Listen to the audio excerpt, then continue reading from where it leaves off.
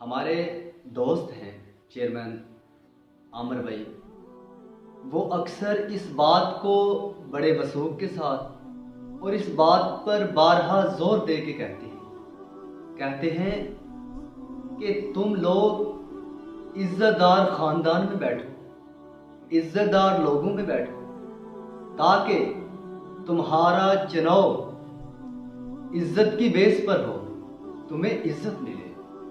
تم ان لوگوں کے پاس بیٹھے ہوئے ہو کہ جن کا معیار زندگی گر چکا ہے، جن کے پاس ایک ذرے کی عزت باقی نہیں اور جو منہ دکھانے کے قابل نہیں۔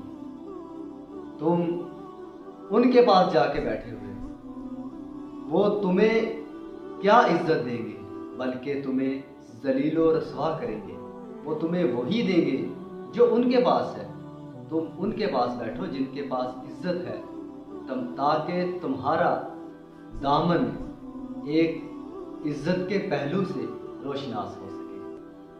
ان کی یہ بڑی قابل غور اور بڑی قابل بات ہے